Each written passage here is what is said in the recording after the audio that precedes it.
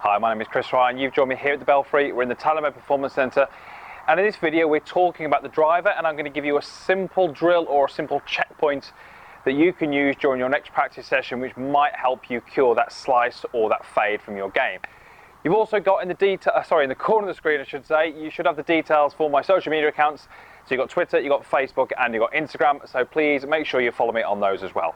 So we're talking about the driver, and I want you to do this drill specifically with the driver. And we're trying to address the fault of a slice, maybe a fade, or for those golfers who feel like they release the club very early into their downswing, they maybe get the sort of club head pass in their hands.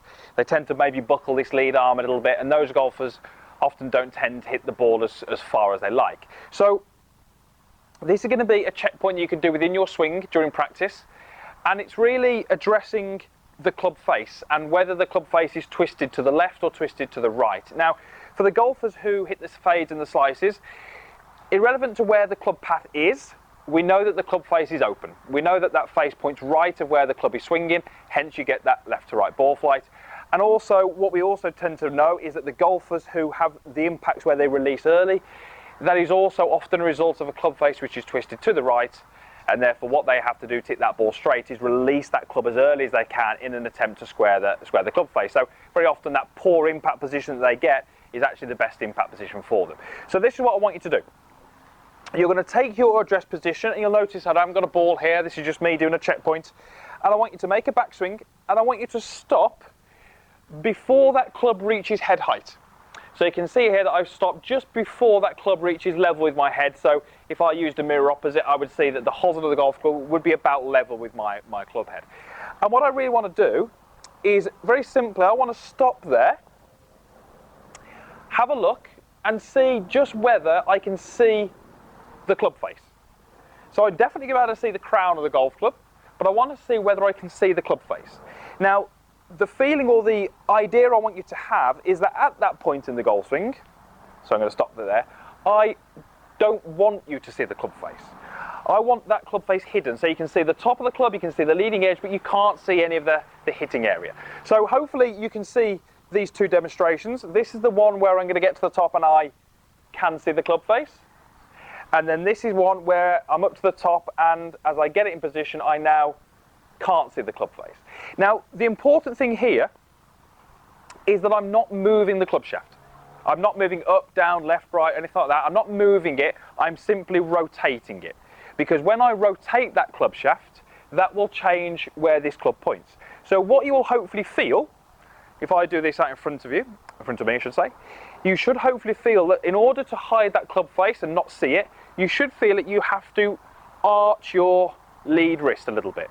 What that will do is it will twist the club shaft, and that will mean that the club face will suddenly hopefully not become visible to you.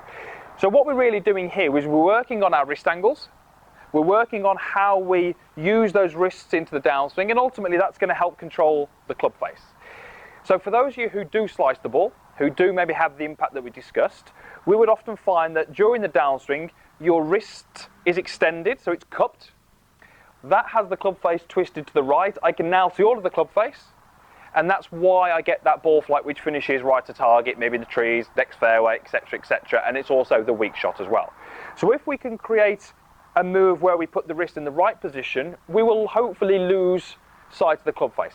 Now, you obviously can't do this in a golf swing. You can't make a full swing and check that club face, but what I want you to do is do a few rehearsals and see where you fall into. So you might find that as you just make a swing and start down, feel like that's as normal, have a look, and straight away I can see the club face. That tells me that my wrist isn't quite right. Club face therefore is twisted to the right. I've got a few options to there, but neither are particularly good. It's going to be a slice or it's going to be an early release. So very simply, let's take a setup. Let's make a backswing, stop halfway down, look, I can't see the club face. That gives me my right checkpoint. From there, I can swing through. Once you've done a couple, go ahead and hit a couple of balls. And what that drill is hopefully going to do is just give you a good feeling. That feeling we can then take through to a shot and see how it works.